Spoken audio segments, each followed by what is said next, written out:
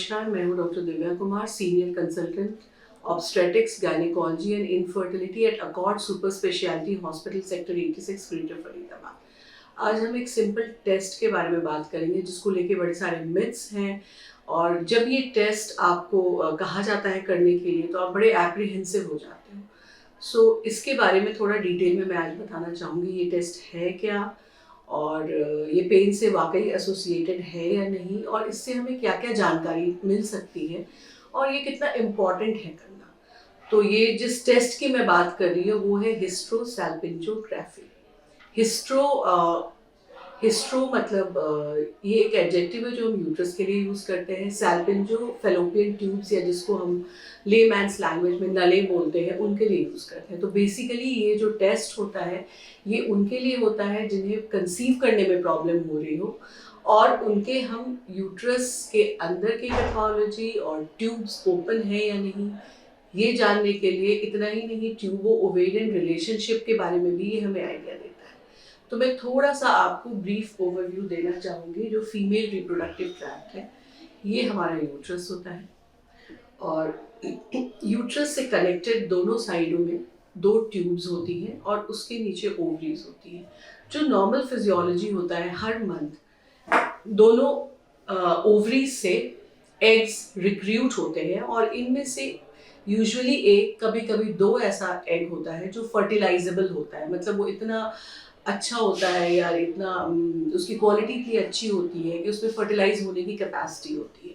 तो around mid cycle ये egg release हो जाता है यहाँ से, और जब ये रिलीज होता है तो ये ट्यूब उसको कैच करती है। तो यहाँ पे मैं बताना चाहूँगी कि बिकॉज ये जो फर्स्ट स्टेप होता है इसके लिए ट्यूब का ओपन होना और ट्यूबो ओवेरियन रिलेशनशिप का होना, एक पर्टिकुलर रिलेशन में होना चाहिए ट्यूब और ओवरी को, सो दैट जैसे एग निकले वो उसको कैच कर सके। तो ये भी बहुत इंपॉर्टेंट होता है। तो दिस इज वन थिंग कि जैसे ये ट्यूब उसको कैच करके इसको यहाँ तक लाती है, देन अगर कॉन्टैक्ट होता है सेम साइकिल में तो स्पर्म वेजाइना से चल के वो ट्यूब्स तक आते हैं, और फिर फर्टिलाइजेशन जो होता है which is a very important step in conception, वो ट्यूब्स में होता है। तो अब आप समझ रहे हो कि ये टेस्ट कितना इम्पॉर्टेंट हो जाता है उन लोगों के लिए जिनमें कंसीव हम नहीं कर, जो नेचुरली कंसीव नहीं कर पा रहे हैं। तो अब ये हिस्ट्रोसैल्पिंजोग्राफी, ये टेस्ट किन किन में हम कैसे पेशेंट्स को हम रेकमेंड करते हैं। जैसे मैंने बताया, इसका जो सबसे इम्पॉर्टेंट रीज़न होता है, सबसे इम्पॉर्टेंट इंडिकेशन होता है रादर, वो ऐसे लोगों में जिन्हें कंसीव करने में प्रॉब्लम हो रही है। दूसरा इम्पॉर्टेंट इंडिकेशन होता है कि अगर बार बार कंसीव हो रहा है बट वो मिसकैरेज हो जा रहा है, तो उसमें भी कई बार यूट्रस के अंदर की कोई पैथोलॉजी होती है जिसमें प्रेगनेंसी लगती तो है पर वो ग्रो नहीं कर पाती है।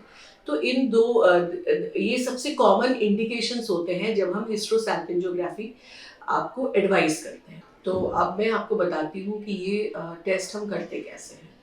इसमें एक पतला सा इंस्ट्रूमेंट होता है जिसे हम वेजाइनली इंसर्ट करते हैं, यूट्रस के माउथ पे लगाते हैं, और उसके थ्रू एक radio opaque dye, radio opaque मतलब जब हम उसकी एक्सरे लेंगे तो वो हमें वाइट दिखता है, वो डाई, वैसी डाई हम यूज़ करते हैं। वो डाई हम यहाँ से डालते हैं, और जैसे हमने डाई पुश किया उसके बाद हम एक्सरे लेते हैं।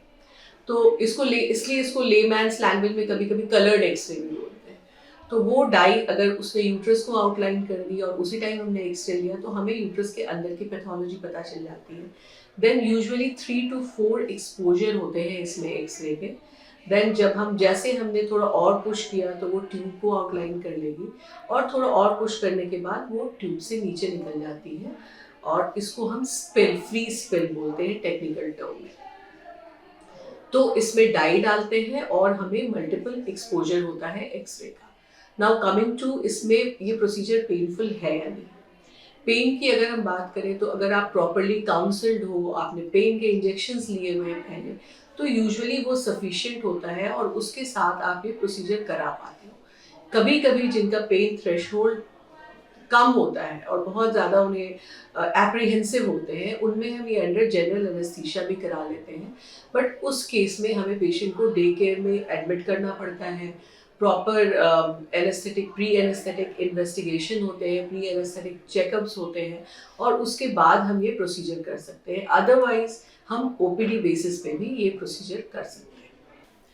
Then coming to the side effect, side effect एक तो जैसे मैंने आपको बताया पेन हो सकता है इसमें, दूसरा कभी कभी स्पॉटिंग हो सकती है, तीसरा जो डाई हम डालते हैं कभी कभी आप उससे एलर्जिक होते हो तो एक एलर्जिक रिएक्शंस भी, सेंसिटिविटी रिएक्शन हो सकता है जो कि कभी कभी बहुत सिवियर होता है। तो हम हमेशा इन ये जो टेस्ट है ये गुड सेटअप पे कराना चाहिए, जहाँ पे वो हमेशा एक ट्रॉली रेडी रखते हैं कि अगर आपको एलर्जी हो जाए तो वो कुछ सर्टेन इमरजेंसी मेडिकेशंस आपको दे सकते हैं। Then coming to what information we can gain from this test, जैसे मैंने बताया आपको कि ना सिर्फ यूट्रस के अंदर की चीज़ें, मतलब अगर इसमें कोई छोटा मोटा स्पेस ऑक्यूपाइंग लीजन जैसे पॉलिप हो या मस्सा जिसको कहते हैं, कभी कभी यूट्रस में सेप्टम होता है, कभी कभी यूट्रस दो कैविटी में बटा होता है, इन चीज़ों के बारे में पता चल जाता है। और इतना ही नहीं, ट्यूब से अगर डाई स्पिल हुई हो तो उस स्पिल के पैटर्न को देख के भी हम जान सकते हैं कि ट्यूब और ओवरी का रिलेशन प्रॉपर है या नहीं, ट्यूब के आसपास कोई चिपकन या एडहेजन्स है या नहीं। तो इन सारी चीज़ों का हमें पता लग सकता है। और कभी कभी ऐसा होता है कि जब हम HSG या हिस्टोसैल्पिंजोग्राफी करते हैं तो छोटे मोटे जो कॉर्नुअल एंड पे छोटे मोटे ब्लॉकेज होते हैं, वो बिकॉज हम डाई बहुत फोर्स से डालते हैं तो वो डिसलॉज भी हो जाता है, और कभी कभी ये थेराप्यूटिक भी होता है, मतलब इससे छोटा मोटा ब्लॉकेज क्योर भी हो सकता है। तो ये एक ऐसा टेस्ट है जिससे आपको डरने की बिल्कुल ज़रूरत नहीं है। इसको इम्पॉर्टेंट है समझना, और आप अगर थोड़ा सा भी आप अपने आप को प्रिपेयर कर लो पहले से, तो आप इसको बिना जनरल एनेस्थीसिया के बहुत आराम से एक अच्छे सेटअप में करा सकते हो। तो दूसरा जो मैं एक मिथ बताना चाहती हूँ जो मोस्ट ऑफ द टाइम हमारे पेशेंट्स ही हमें शेयर करते हैं, अगर आपके किसी फ्रेंड ने कराया है और उसको पेन हुआ है और वो आपको डीमोटिवेट कर रहा है, तो प्लीज़ उसको आप बिल्कुल मत लिसन करो। आप हमेशा अपनी सारी क्वेरीज अपने डॉक्टर से शेयर करो, because we are the one जो हम आपको सही रास्ता दिखाएंगे और हम आपको बताएंगे एक्चुअली इसमें कितना पेन होता है। तो please don't hesitate to share all your queries to your doctor rather than sharing it with your friends. Thank you.